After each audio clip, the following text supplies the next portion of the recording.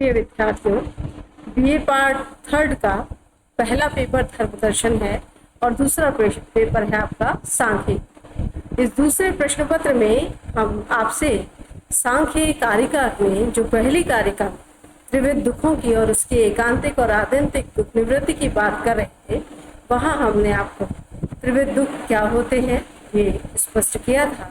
आज हम बात करेंगे कि एकांतिक और आत्यंतिक दुख निवृत्ति क्या है। यहाँ पर दो शब्द हैं, एकांतिक यानी अनिवार्य रूप से, यानी हम किसी चीज के लिए कह रहे हैं कि ये पूरी तरह से हट जाएगी, तो ऐसा नहीं कह रहे कि हम एक संभावना प्रकट कर रहे हैं कि पॉसिबल है ऐसा हो जाए, ऐसी बात नहीं कह रहे। जब सांख्य दर्शन में प्रकृति और पुरुष इन दो मूल आधारों पर जगत की व्याख्या की जा रही है, जगत जिसमें मनुष्य है, मनुष्य के अनुभव हैं, और वो अनुभव जो है वो तीन प्रकार के दुखों में हमने जो है देखा था कि वहां पर बांटे गए हैं, आध्यात्मिक दुख, आदि भौतिक दुख और आदि दैविक। अब इन दुखों से पूरी तरह से निवृत्त होने की, पूरी तरह से इन दुखों को दूर करने की जो है चेतना में जिज्ञासा होती है। तो उस जिज्ञासा के हेतु से ही ये पूरा सांख्य दर्शन प्रवृत्त हुआ है और महर्षि कपिल ने जो है सांसारिक मनुष्यों के प्रति करुणा की दृष्टि को रखते हुए लोगों को दुख मुक्ति से का उपाय बताया है। तो यहाँ पर दुख मुक्ति कैसी चाहिए? दुख मुक्ति एकांतिक चाहिए, आत्यंतिक चाहिए। तो उसमें एकांतिक का अर्थ है अनिवार्य रूप से, यानी नेसेसरी या अनिवार्य रूप से दुख दूर। दूसरा है आत्यंतिक, यानी ऐसा नहीं है कि एक बार तो वो हट गए पर वापस से प्रकट हो जाए, तो फाइनली यानी कंप्लीटली भी दुख जो है वो चेतना से अलग हो जाएंगे। तो सांख्य दर्शन में जो लक्ष्य है वो है एकांतिक और आत्यंतिक दुख निवृत्ति। तो आपको इन दोनों शब्दों का स्पष्ट अर्थ जान लेना चाहिए कि एकांतिक का अर्थ है अनिवार्य रूप से यानी नेसेसरी, आत्यंतिक का अर्थ है पूर्णतया या अंतिम रूप से यानी कंप्लीटली या फाइनल। तो यहाँ पर जो दुख की निवृत्ति की जिज्ञासा के संबंध में हम प्रवृत्त होते हैं, तो जो उपाय है उसे जानने से पहले ये जान लेना आवश्यक है कि जो दुख है वो इस उपाय से पूरी तरह से और आवश्यक रूप से हट जाएंगे। अब समस्या पक्ष सांख्य का यदि कहा जाए तो क्या है? हमने पहले भी दुख की समस्या के संबंध में आपसे चर्चा की थी कि सांख्य का जो मूल बिंदु है, जहां से सांख्य दर्शन संसार के कल्याण के लिए प्रवृत्त हो रहा है, वो है दुख पीड़ित सांसारिक व्यक्ति, यानी इस जगत में जो जीव है। सांख्य में जीव शब्द का प्रयोग नहीं हुआ है, सांख्य में पुरुष शब्द का प्रयोग हुआ है। पर एक तरह से हम ये कहें कि संसार में उपस्थित जो बंधन में युक्त चैतन्य है, वो जो पुरुष है, सांसारिक पुरुष, वो कैसा है? वो दुख के अनुभव से पीड़ित है। अब पीड़ित का अर्थ है, दुख क्या है? प्रतिकूल वेदनीय है, यानी जब प्रतिकूल वेदनीय है हम उसको सफरर कह रहे हैं, पीड़ित कह रहे हैं, तो उसको दुख को दूर करने की इच्छा है और वो दुख को दूर करने के उपाय को जानना चाहता है। तो वो उपाय क्या है? प्रकृति और पुरुष का भेद ज्ञान ही इसका समाधान पक्ष है, यानी उपाय यही है कि ये जो अनुभव हो रहा है, इस अनुभव के मूल में कहीं ना कहीं एक गलती है। वो गलती ये है कि हम प्रकृति तत्व जो अनात्म तत्व है और पुरुष तत्व जो शुद्ध आत्म तत्व है, दोनों को एक मान लेते हैं, जबकि अनात्म तत्व विषय पक्ष है, जड़ है, अचेतन है, और जो आत्म पक्ष है वो शुद्ध चेतन है, वो विषयी है। तो ये भेद जो है हम नहीं समझ पाते। तो प्रकृति और पुरुष का जो ये भेद ज्ञान है ये यहाँ पर समाधान पक्ष है, और प्रकृति और पुरुष का जब भेद ज्ञान पूरी तरह से हो जाता है तो दुखों से एकांतिक व आत्यंतिक निवृत्ति हो जाती है। अब एक प्रश्न सांख्य के संबंध में और आता है कि दुख जो है, चूंकि अनुभव होता है, कोई भी चीज अनुभव होती है तो इसका मतलब वो रियल है, वास्तविक है। अब सांख्य दर्शन इस तर्क को भी, जो सत्कार्यवाद का तर्क है, स्वीकार करके चलता है कि यदि कोई चीज रियल है, यदि कोई चीज वास्तव है, तो इसका मतलब वो हमेशा सत्य रहेगी, और यदि असत है तो उसका अभाव होगा, वो कभी पैदा नहीं हो सकती।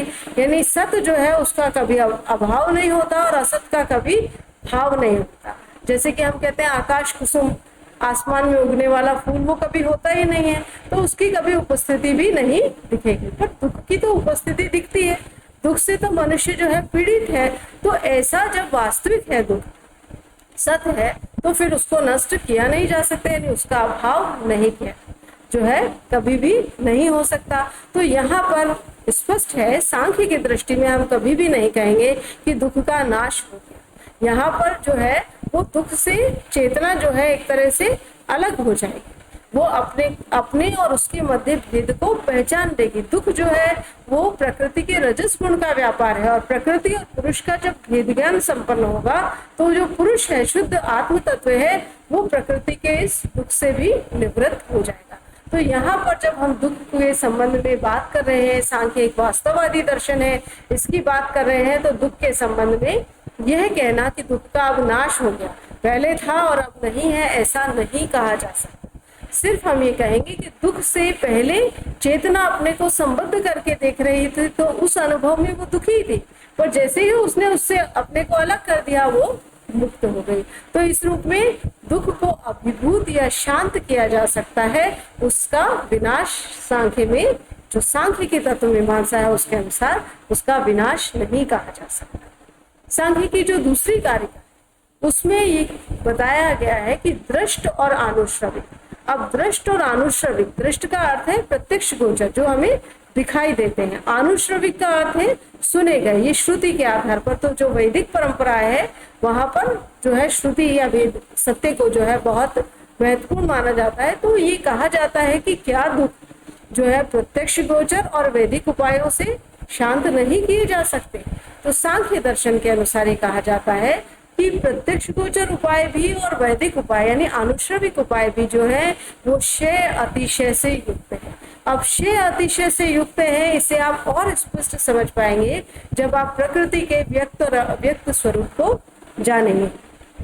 आगे के लेक्चर्स में हम प्रकृति के त्रिगुणात्मक स्वरूप की बात करेंगे, उसके व्यक्त अव्यक्त स्वरूप की बात करेंगे। हम बताएंगे कि किस तरह से जड़ और अचेतन प्रकृति जो है उसमें परिवर्तन होता है, उसमें विकास होता है, और जो पुरुष तत्व है वो निर्विकार है। तो क्षय अतिशय का मतलब है वहां पर जो है कुछ चीज उत्पन्न हो रही है, कुछ हट रही है, किसी का आविर्भाव हो रहा है, किसी का तिरोभाव हो रहा है, तो वहां पर ऊंच नीच वैषम्य जो है उस तरह के लक्षण है। और प्रत्यक्ष गोचर उपाय और वैदिक उपायों में भी जो दुख निवृत्ति है वो इसी तरह की होती है। थोड़े समय के लिए जो है दुख का शमन हो गया, पुनः दुख वापस से प्रकट हो गया, परंतु हमारा लक्ष्य क्या है? एकांतिक और आत्यंतिक दुख निवृत्ति, यानी अनिवार्य रूप से और पूर्णतया जो है वो दुख को दूर किया जा सके। तो इस रूप में कारिका 2 जो है वो ये कहती है कि दृष्ट और अनुश्रविक उपाय भी क्षय अतिशय से युक्त होने के कारण पूरी तरह से दुख निवृत्ति नहीं कर सकते, यानी इनकी तुलना जो है वो जो पूर्ण समाधान है दुख निवृत्ति का उससे नहीं किया जा सकता।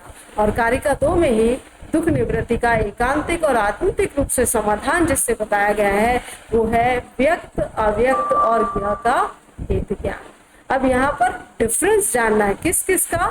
व्यक्त और अव्यक्त, ये दोनों प्रकृति के ही रूप है। अव्यक्त जो है प्रकृति की कारण अवस्था है और व्यक्त जो है वो प्रकृति की कार्य अवस्था है। तो प्रकृति जो है जो जड़ अचेतन है वो मैनिफेस्ट होती, उसका विकास होता है, वो अपने जो है कारण रूप से कार्य रूप में अभिव्यक्त होती है, तब संसार या सृष्टि बनती है।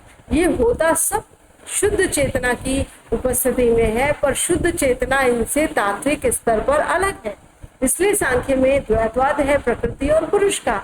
तो पहले तो प्रकृति के इन 2 रूपों को जानना, व्यक्त और अव्यक्त को, और फिर व्यक्त और अव्यक्त से ज्ञ यानी जो शुद्ध ज्ञाता है, जो पुरुष है, जो आत्म तत्व है, उसका भेद जानना। तो इस प्रकार से प्रकृति और पुरुष का भेद ही सांख्य दर्शन में विवेक है, और इसी विवेक ज्ञान से एकांतिक और आत्यंतिक दुख निवृत्ति होती है। दुखों से पूरी तरह से अनिवार्य रूप से फाइनली जो है वो निवृत्त हुआ जाता है। पर इस निवृत्ति का अर्थ पुनः हम स्पष्ट कर दें, दुख का विनाश नहीं है, बल्कि उससे प्रकृति का जो व्यापार है जिसमें दुख जो है अनुभव रूप में चेतना के साथ आता है उससे अलग हुआ जाता है। तो हम इसको कहते हैं दुख को भोगारूढ़ होने से रोका जाता है।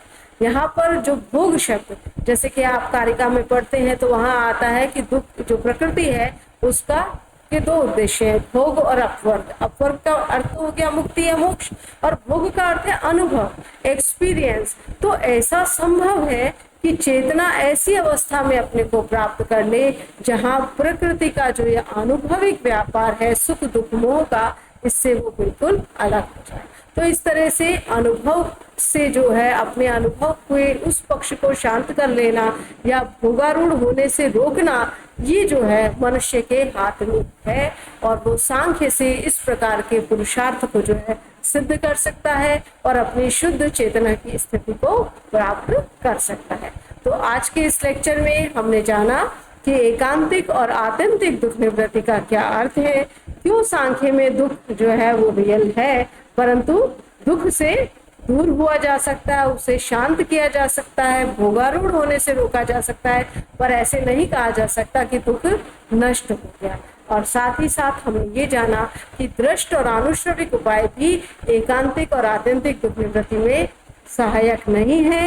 एकांतिक और आत्यंतिक दुख निवृत्ति सिर्फ और सिर्फ व्यक्त अव्यक्त और ज्ञ के भेद ज्ञान से संपन्न होती है।